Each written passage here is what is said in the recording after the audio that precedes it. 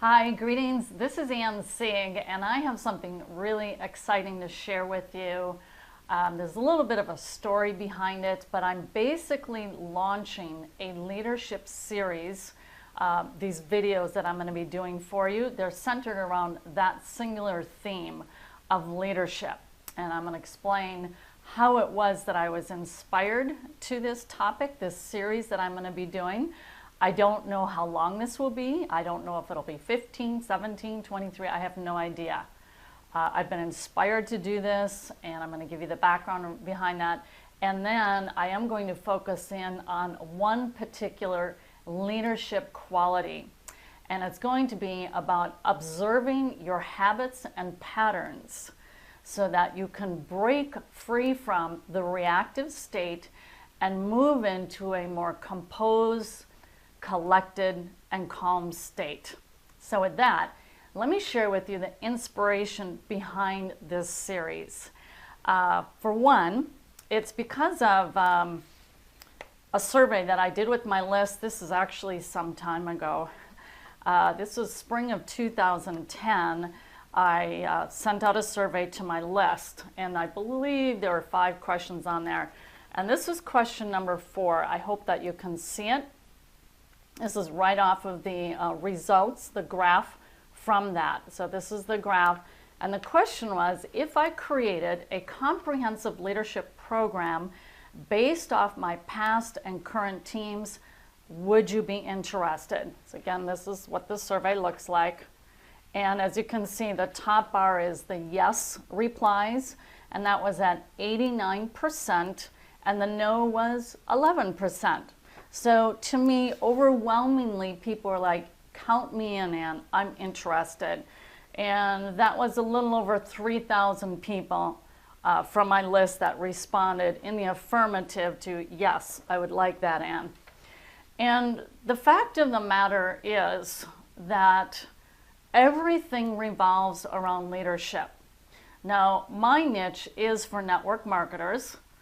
And it is especially true in network marketing because people can buy the goods and products from, how many ever distributors that happen to be in that particular company. Sometimes it's a small number, sometimes there's tens of thousands of distributors. So they can go to whomever they want in order to buy that product or service that's being sold by that respective network marketing company. But what can't be fabricated and pumped out through the company is the individual leadership that each respective distributor brings to the marketplace. And ultimately, that's what people buy into more than anything else is your leadership. And leadership doesn't happen overnight. It's cultivated over a lifetime of a very conscientious mindset where you're focused on that. You actually, you have a purpose and a design to your study of leadership. And sometimes we call this the whole personal self-development space. And the network marketing industry on the whole does a really good job of it. I believe it's Robert Kiyosaki. His book that he wrote about network marketing was that this is one of the #1 reasons that he recommends people do network marketing or join is because of the personal development and leadership training that takes place. Because again, it's an imperative. It's not an optional, well, maybe I'll get to that leadership side of things. It is an imperative. You've got to move into that space because this is ultimately what people buy into. So that's kind of the framework behind it. And again, then to above and beyond my particular niche, the need for leadership is in every aspect of life. I believe it begins with you personally first, then in the family, I believe is the core unit, and it expands out from there. But now my conversation is primarily directed to entrepreneurs, business owners, and there too, whether you're an attorney, you own a restaurant, you own an automotive store, it doesn't really matter what the type of business is the leadership that you demonstrate by virtue of being the CEO of your business, is integral to the strength of your business. I watch programs where over and over, as they do these analysis of people's businesses, the failing point, more often than not, is a lack of leadership. So that's the essence of this whole leadership series that I'm going to be doing. I'll be focusing in again on a particular leadership quality. So let me just share with you the story that inspired me to do this. For one, what you're looking at here, this is my daily morning habit as I read through. These are my journals at the bottom, and then I go through certain books. And this is where I get my inspiration. I feed my personal self-development every morning in a conscientious way. But a couple books of late, just kind of sparked it all the more, which is great. But more so, it was an experience, more so an incident that just happened a couple days ago. And so this incident took place, and I'm not going to go all into the depths of it, the nitty-gritty. I'll give you just kind of a little broad view of it. So I went through this experience, this incident, and then I reflected on it, which is what's most important in leadership, is you develop this aspect of being able to be retrospective. You can think back, reflect on a particular action that you took, because leaders rise above being simply automatons, animals, critters that just are in a reactive state, which we are in part wired to do that. The reptilian brain, some call it. That's part of our makeup, our biological makeup. It's mostly for safety, the whole flight or fight response. It's wired, right? But our leadership, our cognitive processes need to supersede that. And here's why. Oftentimes, we can react out of habit, and it maybe wasn't the best thing to do. Sometimes it is, where you've got those really great decisive qualities in place, and you do respond effectively in the moment, in that more, reptilian brain state. But you want to work increasingly towards having management over that reactive state, the reptilian brain state. So back to my incident. It was interesting because I was able to parse it apart afterwards, the failing point for me. So I'm being pretty candid with you, and this is what needs to happen, is that we do have points of failure. More importantly is what we do as a result of those points of failure, so that the next time we're better conditioned and prepared to deal with another similar like kind event. So basically what it was is someone had informed me of something that they didn't like, and by golly, we got to do something about it. Okay? So I kind of got brought into this conversation. And I was semi-conscious of it as this played out, and we need to do thus and thus, with urgency. And I found myself responding to that, and on the fly and in the moment. And by the way, this is via the internet, through Facebook. And I was kind of watching myself doing this. I'm like, but there's a sense of urgency by this other person. Now, this is where the pattern part comes in. I've reflected and known that with respect to this particular relationship that has some, pretty strong hard coding in the neural pathways, that I go into this urgency, must act now response based off of this other person's emotions. I'm going to say that again, because I'm guessing you very likely have a similar pattern. So I have found, as I reflected back over my relationship with this particular individual, when they've got this high state of urgency and almost panic, not panic, but it feels like that, is it moves me into this state of urgency too, and I start acting upon it. And I did act upon it. And then I stepped back, even just a couple hours after that, I acted upon it. I reached out to someone with this great urgency. And I thought, you know what, this is silly. This is silly. For one, but the teaching point to myself was, I'm giving power to this other individual, not the primary person I'm talking about, but this primary person was talking about someone else's actions, and we got to do something about it. Ring the alarm bell. Run, hurry, do something about it. Okay, and so there I was in this reactive state, following through in this immediacy. And then I stepped back and I'm like, this is kind of stupid. Why am I giving power to this individual? It was some negative stuff, okay? And, we need to stop this negative stuff. And I thought, that gives power to that individual because I was reacting to that because of this other person who had kind of stirred up the waters. I know this is sounding complicated. All to say more so, I saw a pattern within myself to react to somebody else's emotions.